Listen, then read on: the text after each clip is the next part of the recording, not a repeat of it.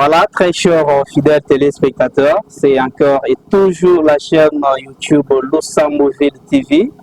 Là, nous sommes venus rencontrer monsieur l'administrateur Polado du territoire de Lusambo. Monsieur l'administrateur, bonjour. Bonjour, monsieur le journaliste. Voilà, merci beaucoup. Nous sommes très contents parce que vous avez répondu quand même à notre invitation. Là, nous sommes venus vous rencontrer, n'est-ce pas, au sujet de la DIP. C'est un sujet qui a coulé d'encre dans la ville de Lusambo. Et aujourd'hui, on remarque que vous avez récupéré la DIP. Alors, on voulait savoir quelles sont vos impressions par rapport à cette situation. Merci beaucoup. Le véhicule, nous devions le retirer depuis le 16 février, comme prévu sur base du communiqué officiel. Nous lancé par monsieur le ministre, monsieur le ministre provincial de l'Intérieur de Sankourou, invitant tous les administrateurs de territoire à venir retirer leurs véhicules. Le 16, on était là, les amis avaient retiré leurs véhicules, celui de Lusambo. Bon, je ne sais pas ce qui était arrivé pour qu'on ne puisse pas remettre ce même jour-là. C'est aujourd'hui enfin que nous avons retiré ce véhicule sans problème. C'est aujourd'hui, non, monsieur l'administrateur, vous dites que vous avez récupéré les DIP sans problème. Oui. Aujourd'hui, nous l'avons récupéré sans problème. Sans problème. Maintenant, nous pensons que c'est après plusieurs pressions de la jeunesse de Lusambo. C'est par rapport à la date que je vous dis. Donc, le 16, le territoire de Lusambo, comme les trois autres territoires qui étaient restés, après que son Excellence, monsieur le vice-gouverneur intérimaire de la province de Sankourou, ait donné à nos collègues de Kole et de Lodja. Il est resté 4 territoires, Katakokombe, Lubefu, Lomela et Lusambo. Voilà. Et le 16, les trois autres, donc Katako, Lubefu et Lomela avaient retiré leur DIP. Donc il restait Lusambo. Et ce jour-là, le gouverneur ne pouvait pas donner sous prétexte qu'il pouvait encore l'utiliser. Il pouvait encore l'utiliser. Est-ce que, parce qu'ici il s'agit dépendant, émanant des jeunes, de la jeunesse, ils disent que le gouverneur ou les vice-gouverneurs voulaient détourner cette DIP. Non. Ce n'était pas question de détournement. C'était pas question de détournement. Ce n'était pas question de détournement. Le gouverneur voulait utiliser encore ses véhicules pour ses voyages. Pour ses voyages personnels ou officiels? Oui, officiels. Mais je lui avais proposé de ne pas prendre le véhicule le 16 pendant que les autres collègues prenaient leur véhicule, parce qu'ils nous avaient recommandé tous de nous diriger vers le service des ITP pour pouvoir finaliser avec les formalités liées au service de transport administratif. Vraiment. Et alors, à cette occasion, les jeunes, comme tous les invités, ainsi que les spectateurs, voyant ce mouvement-là, pendant que les autres sortaient, donc c'est là qui n'avait pas arrangé la jeunesse et d'autres invités. Parmi tant d'autres, même les collègues administrateurs n'étaient pas d'accord, comme nous on devait rester pendant qu'ils partaient. Vraiment.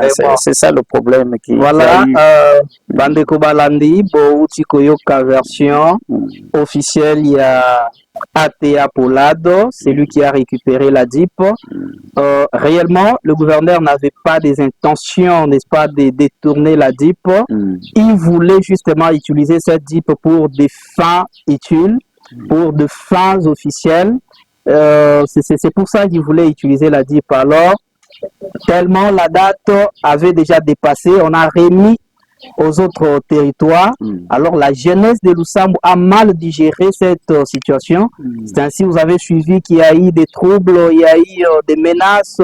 On a même menacé d'autres retenus, les DIP des territoires de Lomela et d'autres, soi-disant qu'ils ne peuvent pas traverser aussi longtemps que la DIP de Lusambo n'est pas encore nécessairement entre les mains de l'ATA Polado. La jeunesse de Lusambo était curieuse de voir le territoire, le véhicule plutôt du territoire de Lusambo.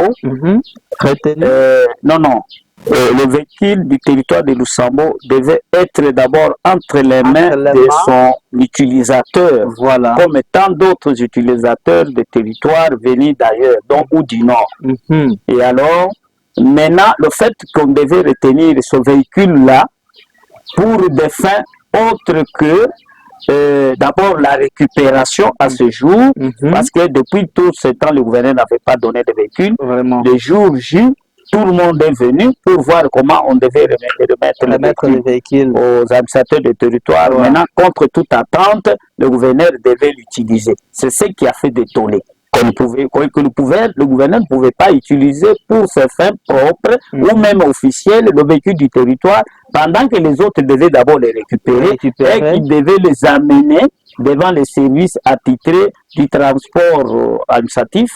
Et enfin, voir si le gouverneur avait nécessité de pouvoir réquisitionner. Et l'administrateur pouvait donner sans problème. Voilà. Parce que c'est un engin, donc c'est pour l'usage administratif. D'ailleurs, c'est lui-même qui avait permis à tous les administrateurs d'amener d'abord les véhicules devant le chef de service du charroi automobile. Vraiment. Et après, le gouverneur ou les administrateurs devaient les utiliser au compte de l'État. Même s'ils pouvaient les récupérer 2-3 jours après que l'administrateur de Lusambo les récupérer. Il n'y aurait pas de problème. Vraiment. Donc les jeunes, en voyant ce mouvement-là, c'était en quelque sorte une humiliation, une injustice.